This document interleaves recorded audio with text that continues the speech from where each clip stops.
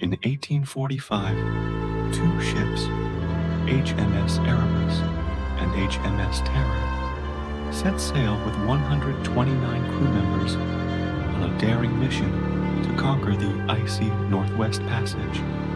But then, they vanished without a trace.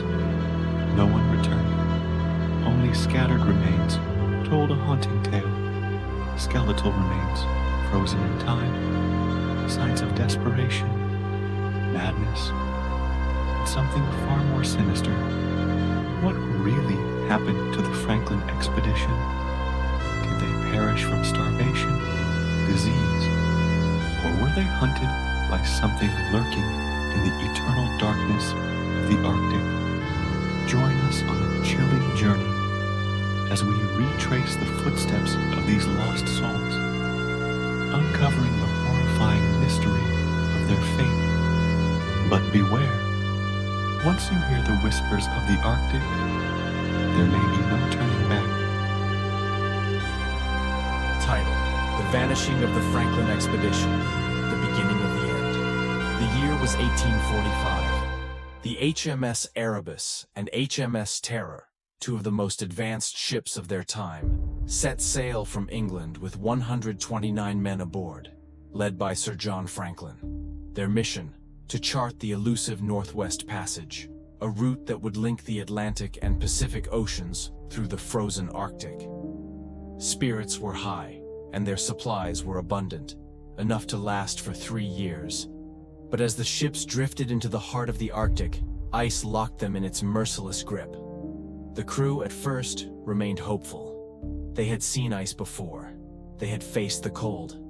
But they did not know the horror that awaited them. Trapped in the white abyss. The first winter passed with little worry. The men remained aboard their vessels, maintaining routine. However, as months turned into years, the ice showed no sign of retreating. In 1846, the ships were still trapped near King William Island, their hulls frozen solid. A shadow loomed over the men, a creeping sense of dread that gnawed at their resolve. John Franklin, a veteran of the seas, reassured his crew. But deep down, even he felt the unease.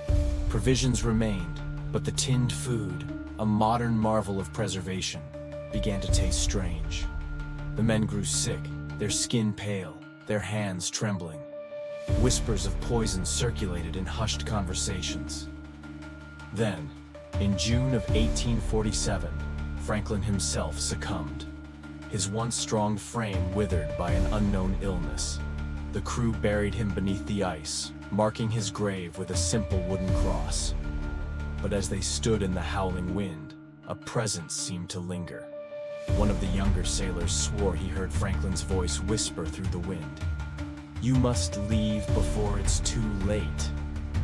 One night, strange sounds echoed through the ice.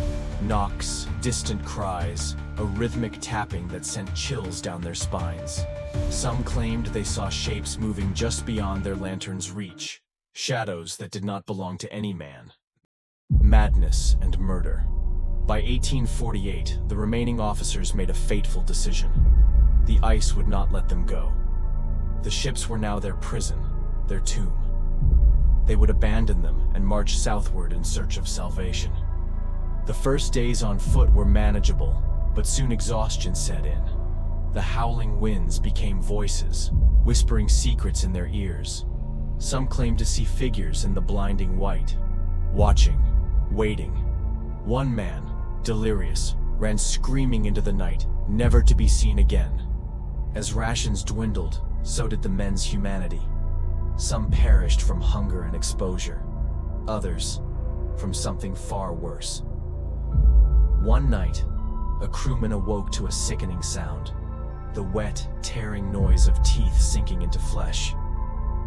A man, hollow-eyed and desperate, gnawed on the frozen arm of a fallen comrade.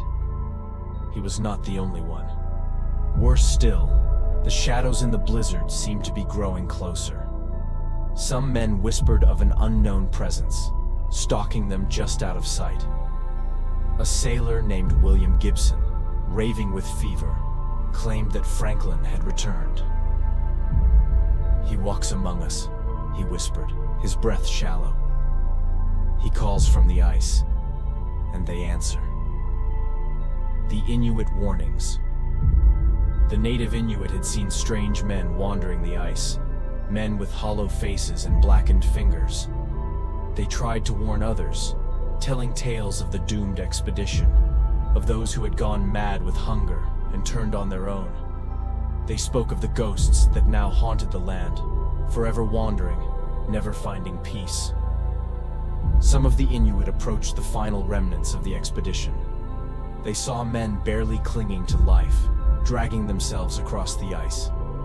Their lips were cracked, their eyes sunken. One of them, his mind already lost, mumbled, "Franklin watches.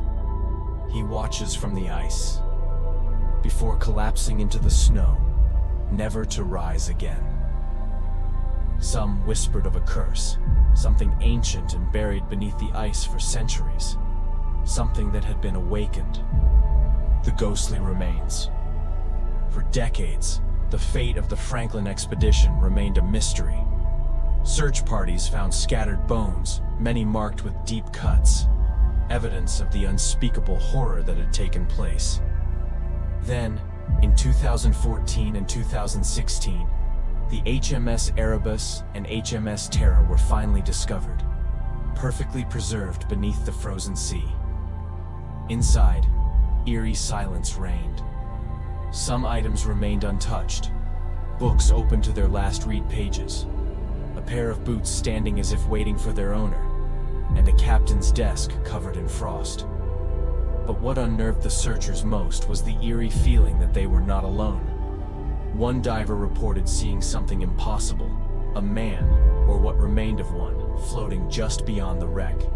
His face was twisted in agony, his frozen fingers reaching outward.